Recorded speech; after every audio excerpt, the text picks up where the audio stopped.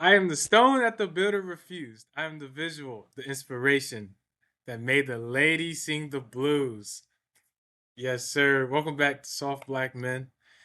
Today's video or podcast is all about the Boondocks. All right. I'm James. I'm going to be moderating today. We got IT. We got Drake for another Yo, yo, episode. yo. Right. Here. All right. So obviously we're big fans of the Boondocks show. It means a lot to us. But I want to ask the guys, what makes the Boondocks a masterpiece, or what do we love so much about it? Let's dive into it. Uh, I'm gonna start.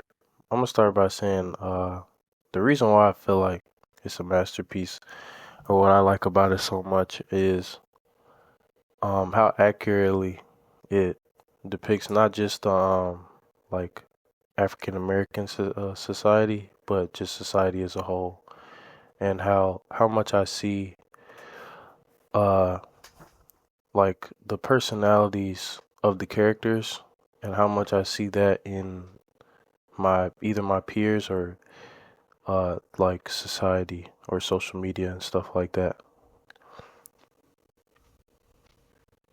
You be seeing Uncle Ruckus is out here, bro. Yeah, I see some Uncle. Hey, I done seen a couple Uncle Ruckus. Okay, bro. Yeah, you be seeing some Fleece Johnsons, some Booty Warriors. Um, nah, he by himself, cuz I ain't gonna lie. Okay. All right. What about you, Drake? What do you love so Man, much about the Boondocks? other than, of course, that it's funny as fuck, man, it's like a Black Simpsons, man. It predicting the future with like the whole Al Sharpton, being an FBI informant and shit like that. It's funny as fuck. And I I agree with all the jokes, like calling Ronald Reagan the devil and whatnot. Not for sure. The show. I think that's its huge selling point is the comedy. I think that's what hooks people in. And when you stay long enough, you'll eventually, of course you laugh, but you eventually see the seriousness and the Yeah. messages that that come along with within the show. But I think what makes it so funny, if we're going to talk about comedy, I think the character dynamics, of course. I think IT touched up on it where it's like you see the different representations. You got the Uncle Ruckus. Uncle Ruckus is it's comedy, but it shows us a side of reality of like the Black Republican. Yeah, we got to keep referring to, but but Uncle Ruckus is an extreme, right? But it kind of shows that. But then you have Tom. You have Tom. You have Riley. You have Huey. You have all these different. You got Gangstalicious. You got Thugnificent, and so you got all these different representations, and it really sets up for hilarious episodes. For sure. For sure. For sure. For sure. Do you guys have any favorite episodes that just like made you guys like laugh so much? Uh, I think it was the first episode when the two white guys got introduced by Ed and what's the other one voiced by Charlie It's Murphy like Remy, Ed and Remy, I think. or something like that. Yeah, I And think. that shit was funny as fuck. Because I didn't know that it was supposed to be depicted as like a young George Bush and another white guy. So I just, other than just acting how they act, like probably the two most blackest actors of all time voicing white dudes. It was just funny as it was Samuel Jackson and Charlie Murphy. No, both them two they're hilarious in their own ways. Because I think with them being the blackest characters in the shows in some way, they also benefit from like white privilege. Like they go Yeah, rob a bank, but the bank doesn't call the police on them. nah. yeah, So nah, like, don't go to police. Who you gonna side with? Me or this person clearly from terrorist descent?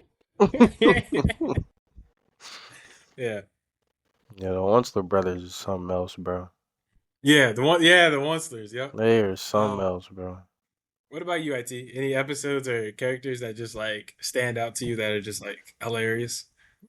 Obviously, Uncle Ruckus stands out to me, bro. That nigga, he's hilarious. But um, an episode that I kind of like was the episode. I forgot what like it was called, but it was like an episode where Riley was kind of just copying everything. Was it Thugnificent or no? It was Gangsterlicious. Gangstalicious. He was Yeah. copying everything Gangstalicious was doing. Mind you, Gangstalicious is he's DL, so it's like and Riley is like he's seeing this shit in his face, and he just keeps on copying. And I'm just like, bro, it gets to a point, bro. Like, and Yeah, then there it's was one part in the show where Riley and Huey was like having a gunfight in the house. That shit was hilarious, bro. what was funny with the whole Gangsterlicious thing. When everybody found out, he was gay. Was like Yeah, nobody, like all of his people and the people he made music with did not want to see him at all. And then Riley seen him in the streets, and he just straight up asked him, "Are you gay?"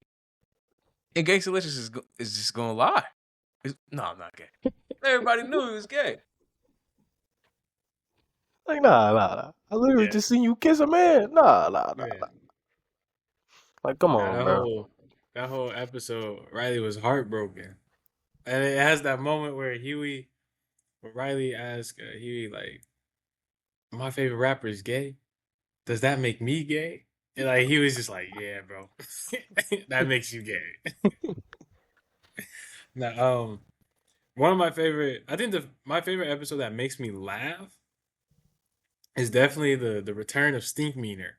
Y'all remember the old dude who used to get in fights with Granddad? Yeah, when he Yeah. possessed Yeah, it's that episode. He yeah, possesses oh, okay. Yeah. the funniest shit. He's like, nigga! He starts tweaking in Tom's body. That shit, he started terrorizing, and then they do like an exorcist on him. So they have him tied up in the bed, and they couldn't get no priest, so they got Uncle Ruckus.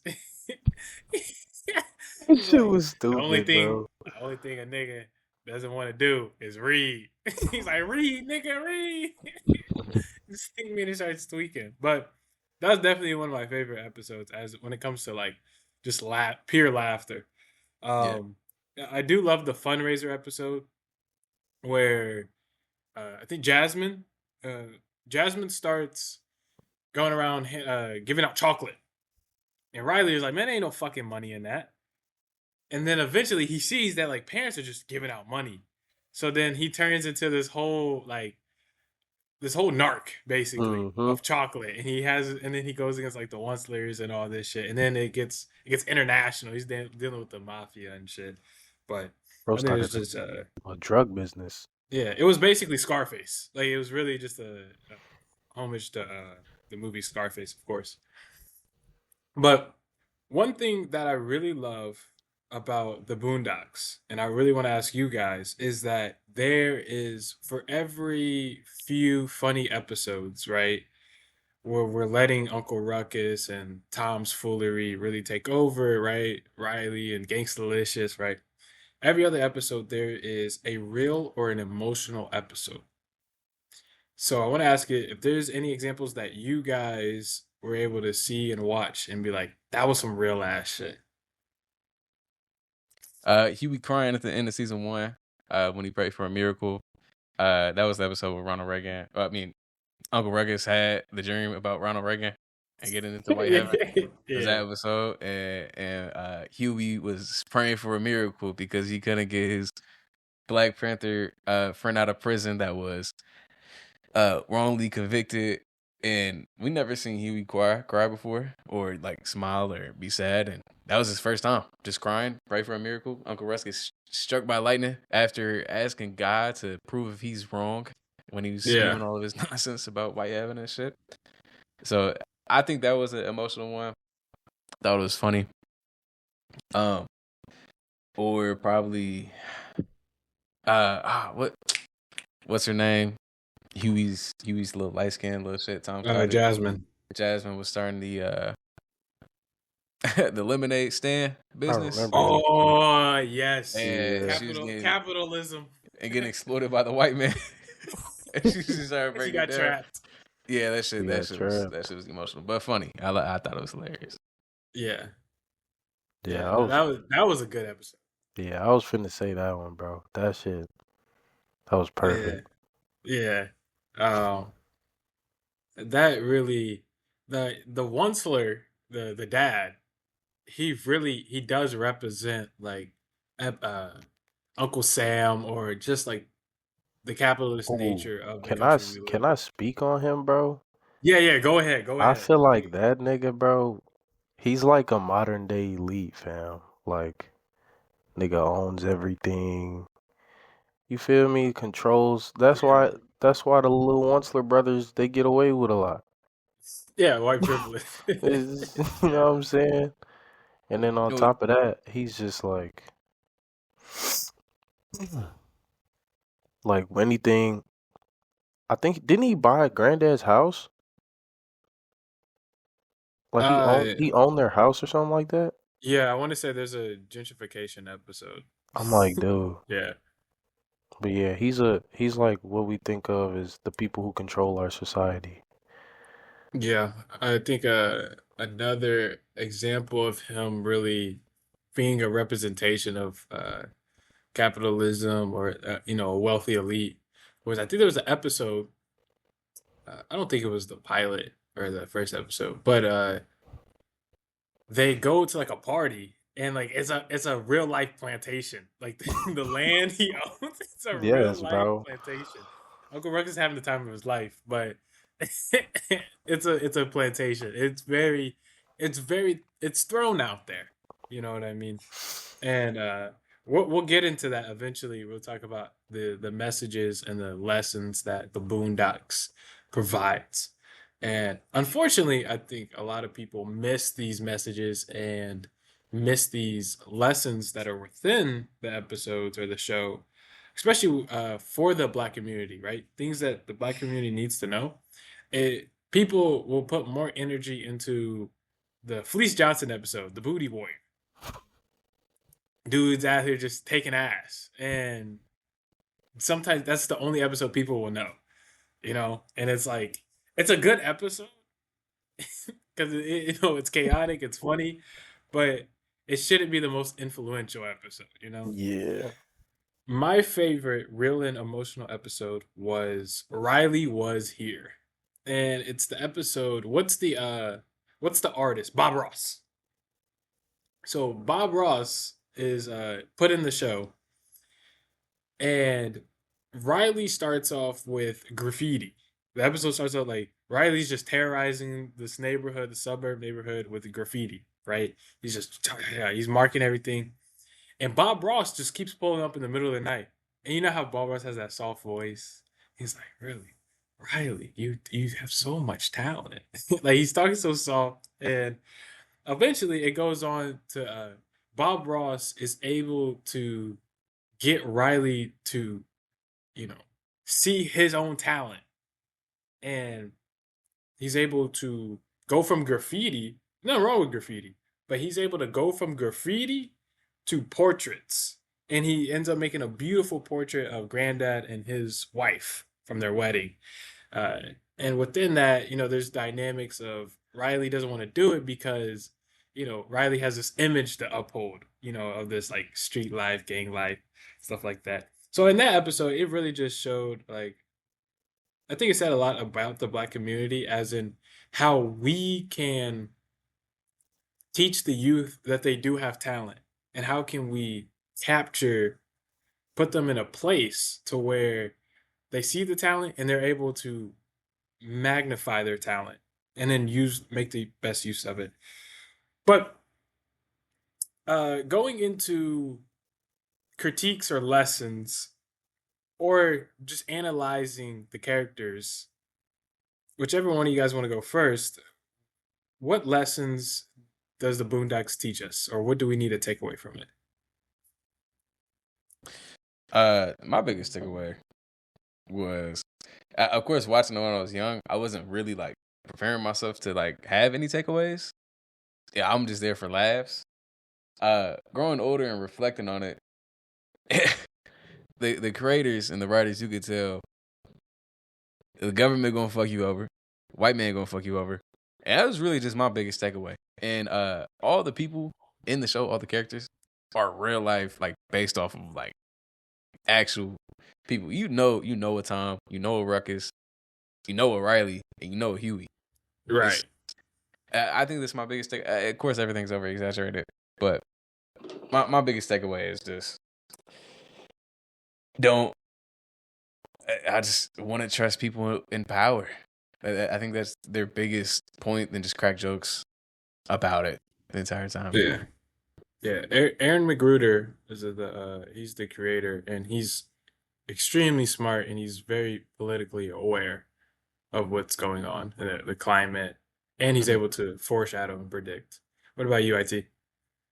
Um, I feel like there's like a lot of episodes where um it shows like the pitfalls of media consumption, like over media consumption, and then like the importance of critical thinking. Like people, or Riley specifically, being unable to think for himself a lot in the show. Right. Um, and just navigating like a broken society because of the parallels the characters have to a lot of people in the real world. Yeah, it says a lot about, the community and like Riley, like critical thinking, because when it comes to over media consumption, that is probably one of the biggest critiques that Aaron Magruder puts within the show. Like you could tell he hates BET. You know what I mean? Like he Mhm. strongly Black critiques BET. evil Black television. evil, yes, television. Yeah, That and episode got banned from BET. Got banned from like television. If you guys didn't know that, Damn. yeah, they the had two banned BET episodes. episode, Yeah. the Tyler Perry episode. Well, they got another one banned where they was just making fun of one of the writers left the show, and so they pretty much just made him a character, and they was just dissing him the entire time. So they banned that episode. Yeah, what I love about the show is it's very unapologetic. Like Yeah. if you fucked over a large portion of the population, like you did some foul shit, like we are going to characterize you, right? We're gonna turn you into a caricature, and uh, and going into the media consumption, like there's episodes where Huey's kind of the open critic of BET. He does an experiment where he watches BET television for like a week straight or something. And he comes out of the experiment just all sorts of fucked up. Right? Come on. um and then Riley, of course, in media consumption is more of like the rap culture, gangs and stuff like that. And Riley doesn't have to be involved in any of this. He's in the suburb.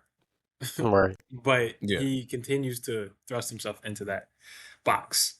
Um, and I think you guys captured the idea of parasites really. Like Aaron McGruder does a really good job of capturing who the parasites are in the Black community. Yes, he does critique how America and let's say white America or the wealthy kind of influence minority neighborhoods, but he does criticize the Black community and the parasites within.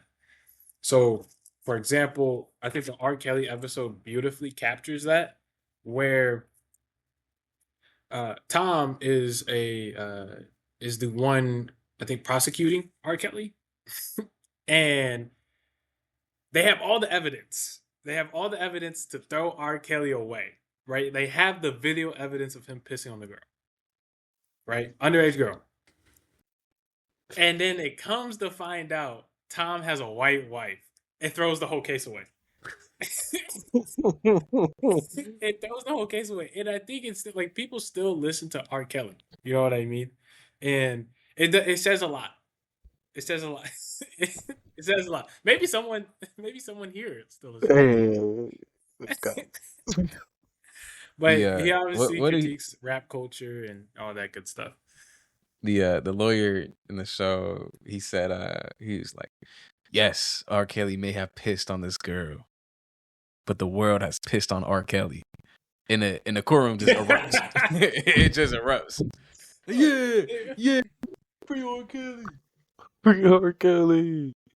And I think it really does paint it in the light of like, wow, we've really so many people were really in defense of R. Kelly. I mean, people still are like No, when the second absolutely. cycle of like his the justice came, what like early, well no, late 2010s, of the 2020s. I forgot what years that was. Like years that were. It was the most recent one. It was still happening. It was like they foreshadowed that it was gonna happen again, and it did. I mean, you go on the internet, like Drewski's Live, it was just like free R. Kelly at the end of every fucking guest that was on there. Free R. And Kelly, nigga. yeah. Yeah. Free Uh, R. Kelly. that shit's Are you ridiculous, pro R. bro. Kelly? No, I'm not. I'm anti R. Nah, Kelly. fuck no. Openly, Open openly. hater. Open hater. Yeah, yeah. Overhater. And we may have an episode about cancel culture. Cancel culture Oh is so man, flawed. Because how can we not cancel R. Kelly? You know what I I mean? But can't this wait is for that not an R. episode. Kelly episode. This is not an R. Kelly episode, right? But let's get into like side characters. You get like Thugnificent.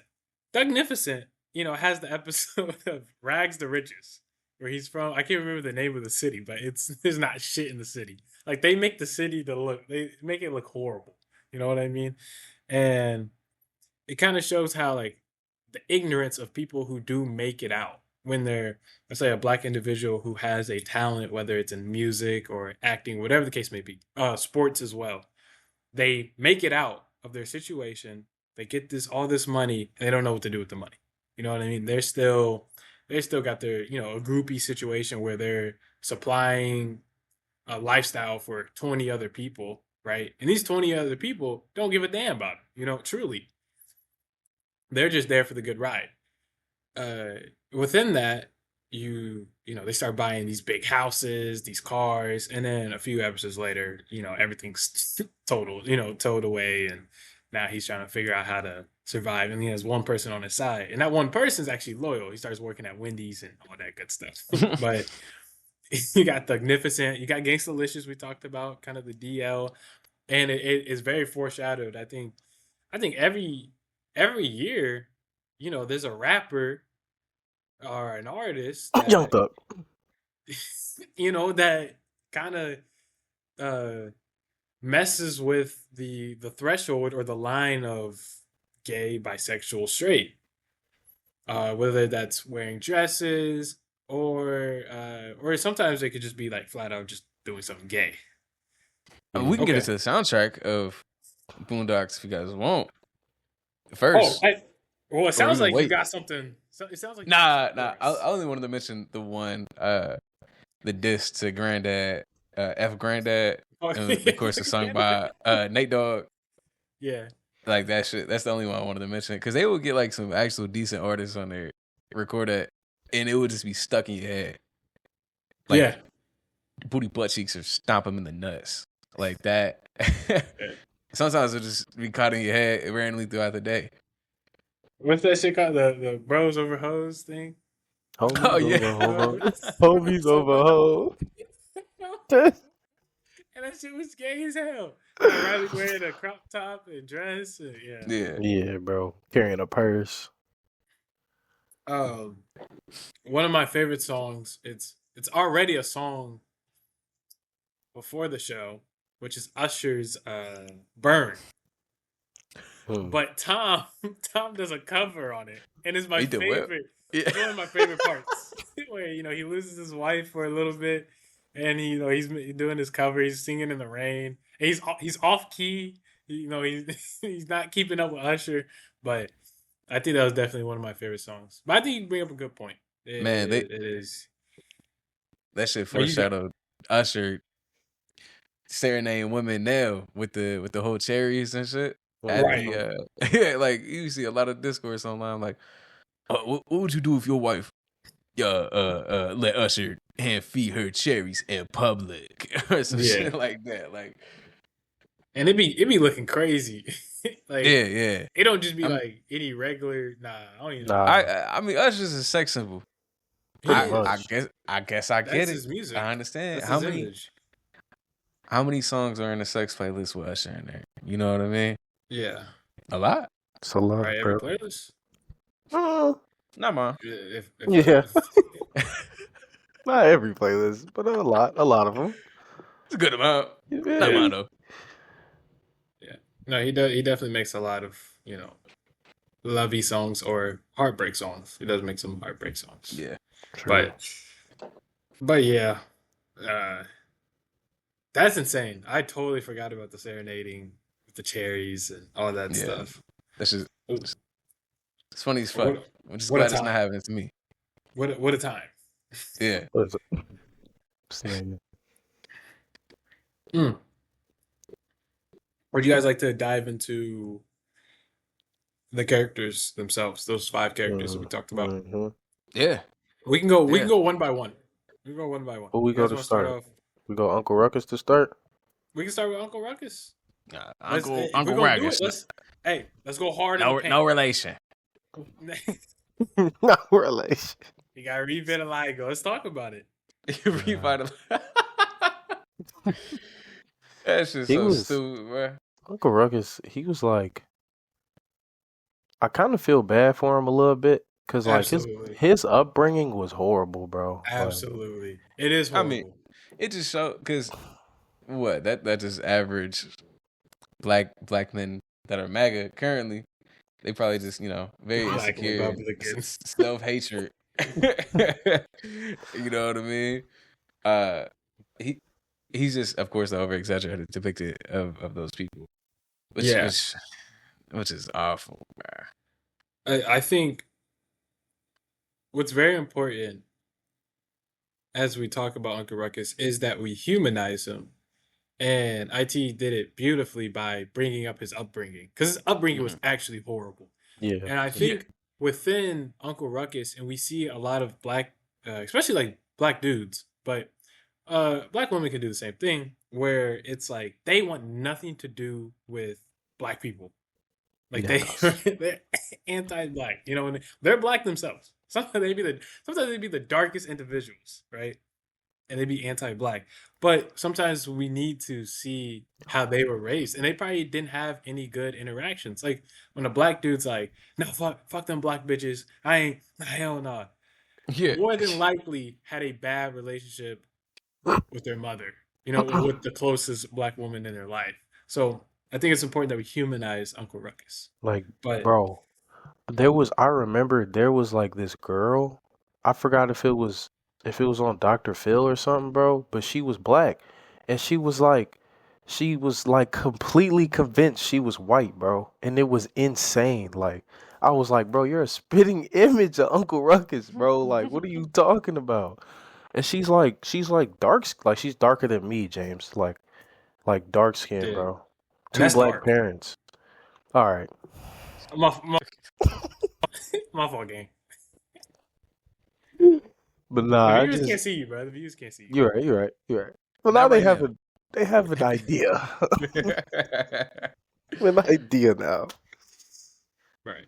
Yeah, I mean that also kind of proves because I have a point that we will probably dive into in the future that yes I said like being white is a concept and what I mean by that is like the white supremacy is a concept that other races like to indulge themselves into and try to envision themselves as white, i.e. Uncle Ruckus, i.e. that girl that went onto that show that IT was talking about, like that they trying to be part of a movement that the movement does not like them. The movement doesn't include them, but they really the people that the runs the movement is using them as pawns. Facts. Factual, As simple as you put it. Facts. factual, bro.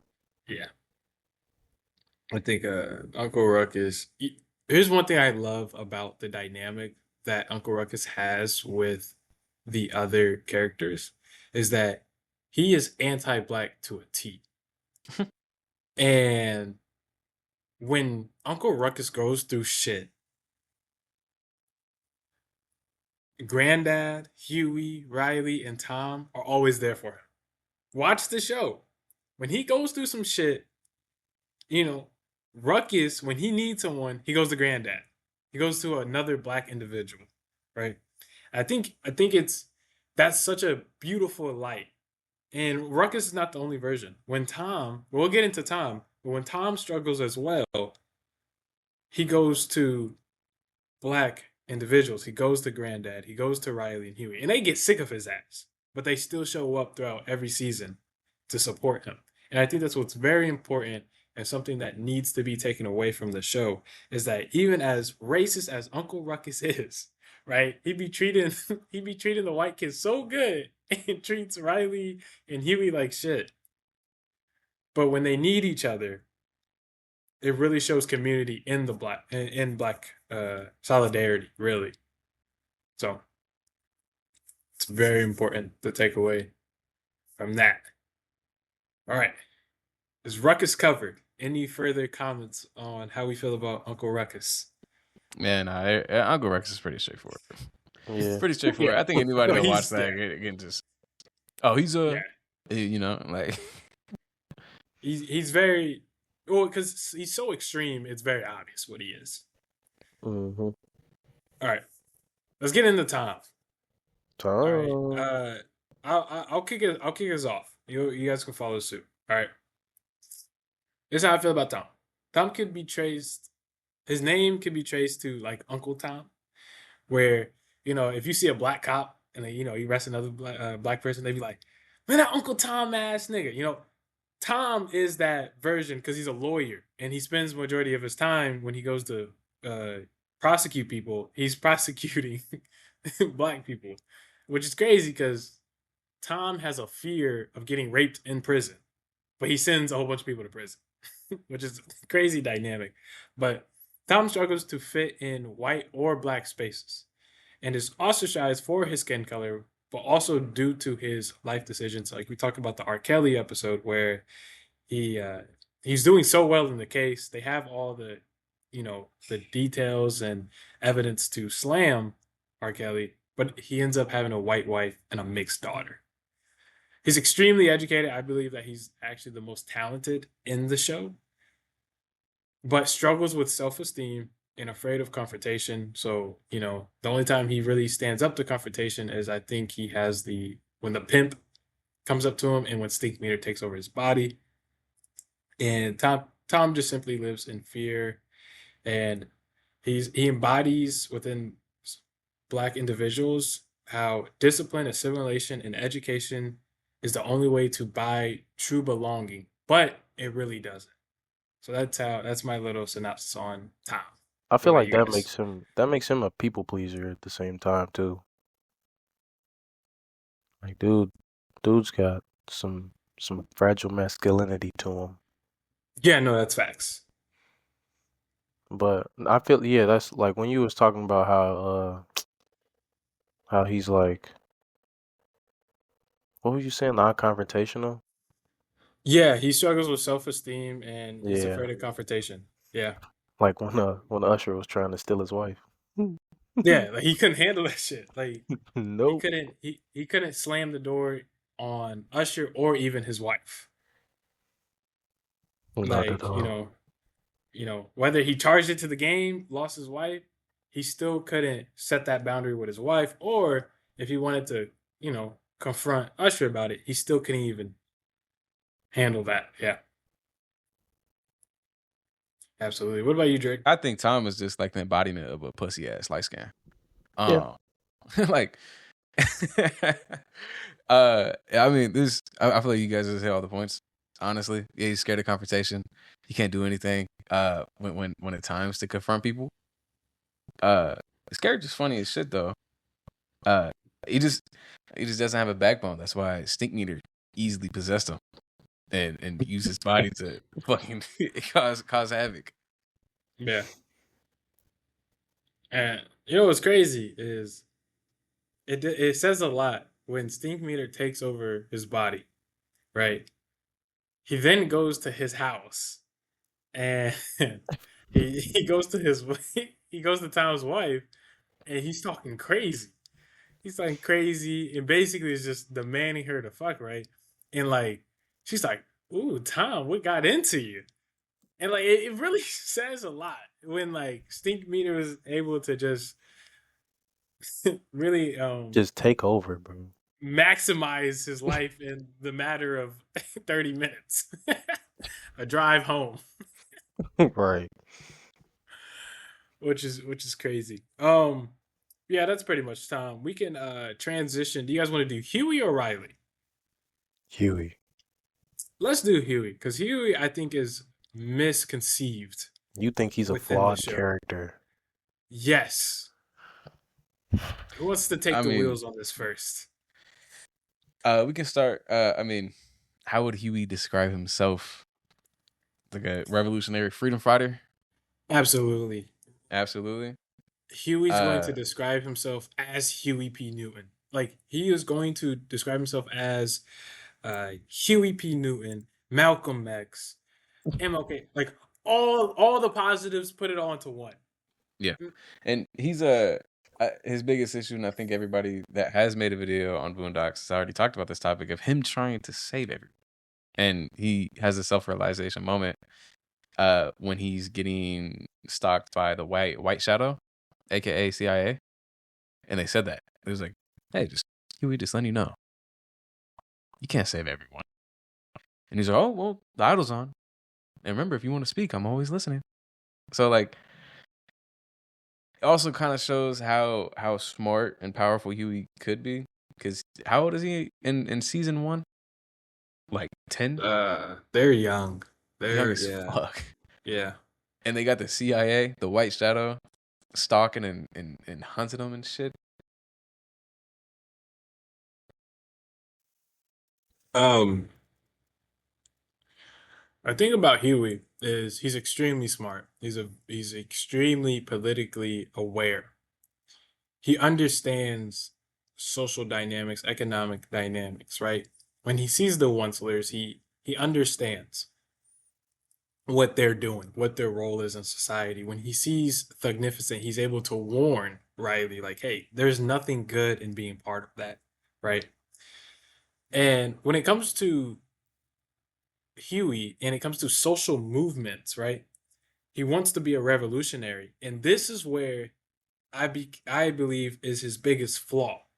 Is Huey does not know how to communicate with other people and he doesn't know how to rally people behind a cause. Because everything he tries to do, right? He has great intentions, but he has to do it by himself. Yeah. And I think that's his biggest flaw. He doesn't know how to communicate, right? And I think of do you guys we're gonna hop into history a little bit. You guys know Common Sense by T Pain, Thomas Paine? Anyone? No? Okay. Thomas Paine was a writer. He was a writer in like the revolutionary times, American revolutionary times. And he was very educated. But he knew that a lot of the people within the colonies in America they weren't part of that elite educated group. So what he did is when he wrote Common Sense and he spoke, he scaled everything down. I hope it's Thomas Paine. I hope I didn't pick the wrong individual, but he would dumb it down so the average person could understand. Huey doesn't do that.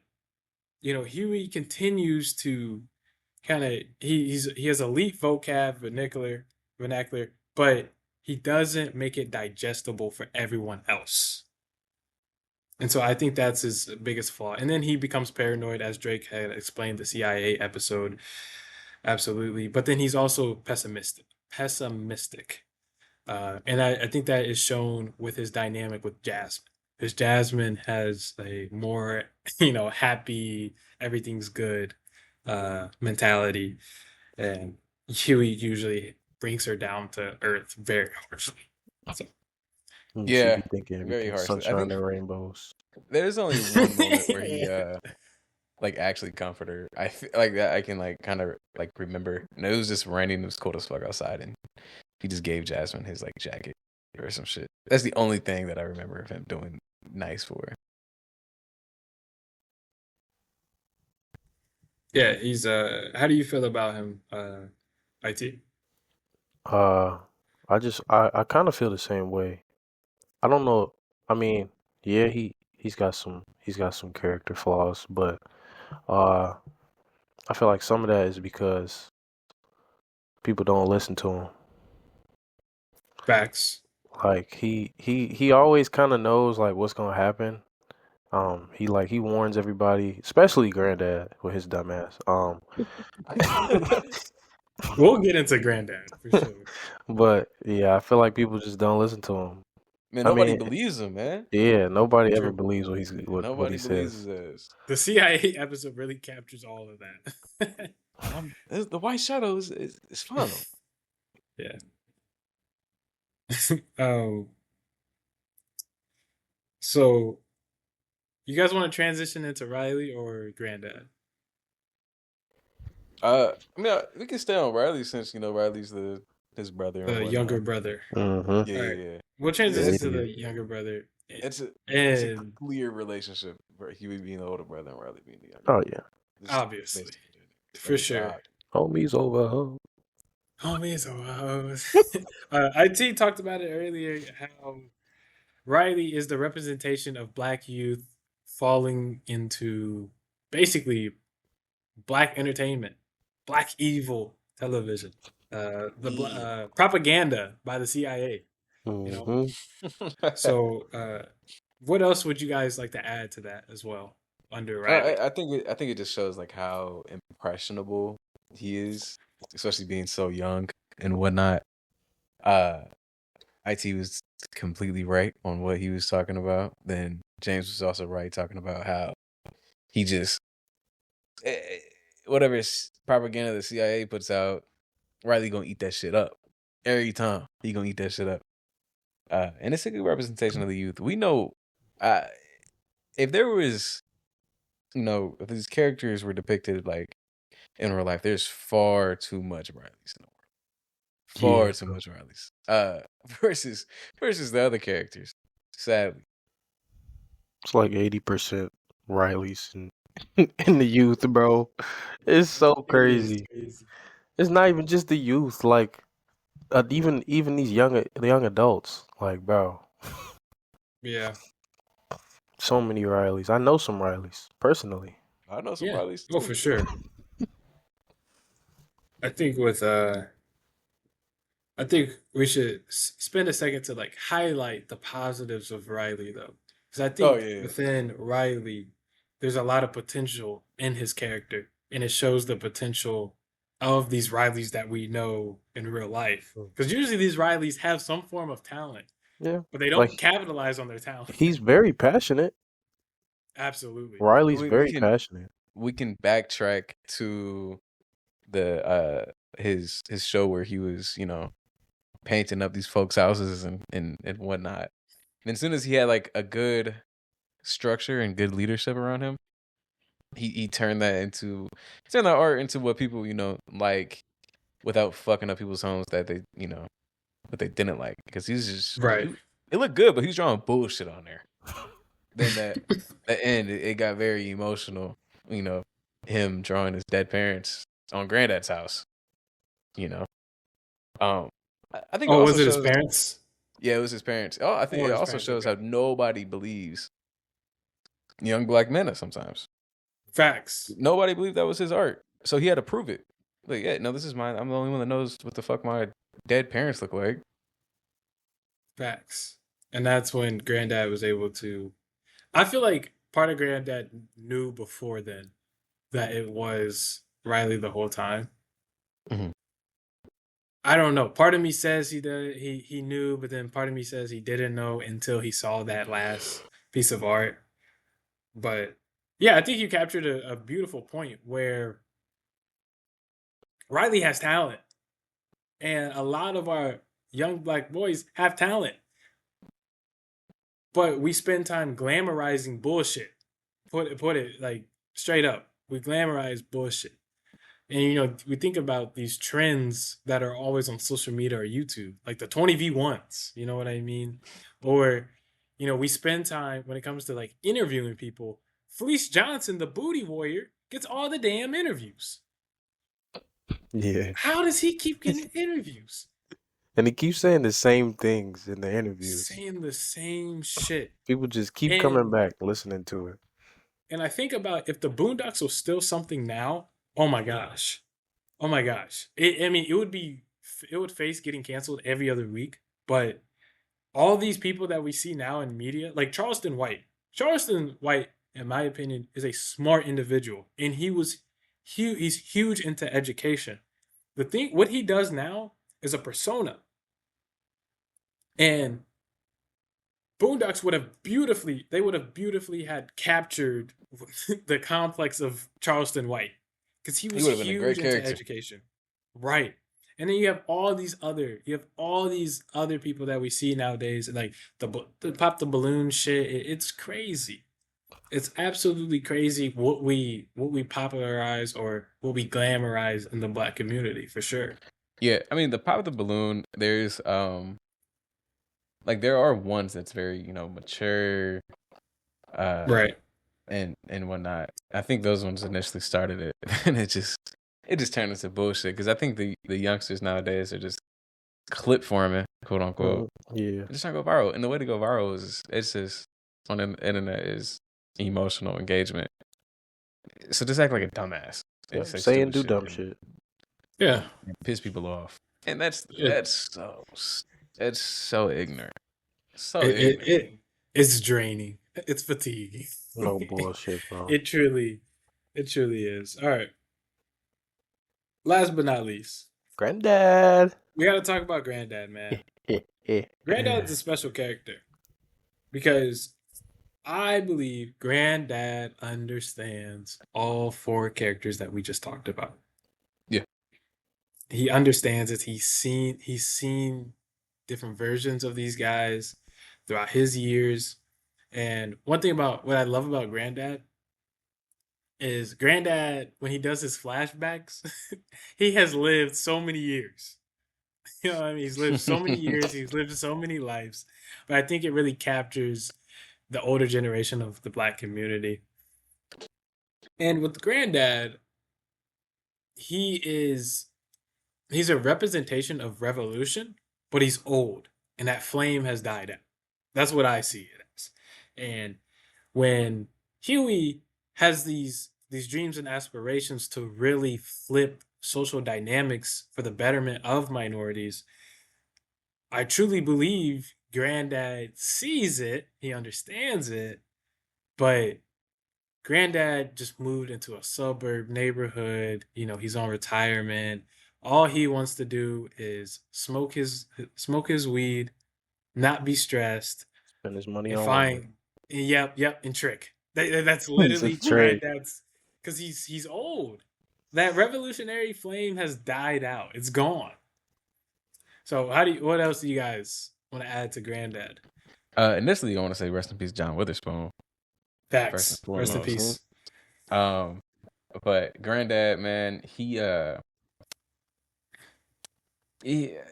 old people, old men, when they don't, have a wife and whatnot, then just finding his way into the utmost ridiculous relationships, like how you said, James, he's constantly tricking.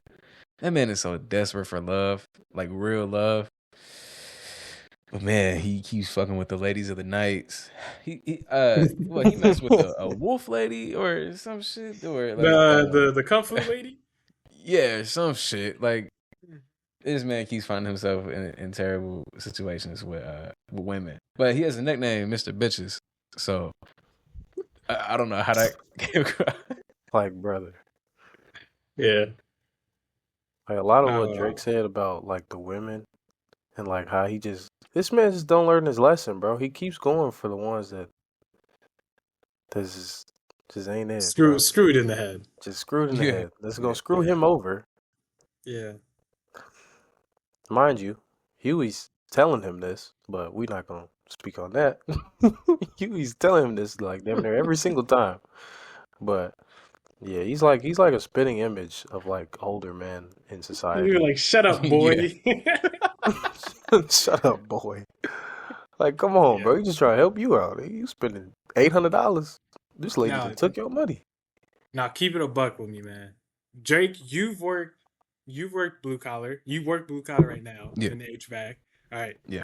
IT, IT and I, we both can sit here and think about family members or people we've worked with before.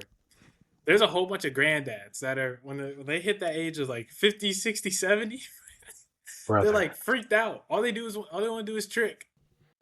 Yeah, All they want to do is trick. I feel like there's two different archetypes. There's the ones that are like once they get to a certain age, sex really isn't a thing. They become wise. You know what I Hmm. mean? They become wise. All they want to do is give you advice of how to enjoy your 20s. You know what I mean? The good And guys. then you got the granddads who are just like thinking with their dicks. They're tricking it all the time. Like it's either one or the other. Am I wrong? Am I wrong? Nah, you not. When I used to work at FedEx, bro, that was like 70% of the population in there. It was just a whole bunch of old ass tricks, nigga. Like they in their 40s and 50s, they doing this manual labor and shit. Maybe some of them driving the little carts. But nah, you hold a conversation with them for longer than 10 minutes, bro. They gonna start talking about tricking, bro, eventually. man. They it's always funny as shit. They they never believe in autism, which is hilarious, or like any mental issues. Yeah. Then it's like that's the only shit they talk about. We have autism back in my day. They talk about that for like an hour. Yeah. Then it's hoes. Then it's just straight Right. hoes right Yeah. after. Yeah. If they're not complaining about the work they're doing, my hoes. Just about Yeah, My hoes. I got catch up, like I said. they so hypersexual, bro. Hey, catch it like I said. Yo. Nah, but it's how I got catch up, like I said.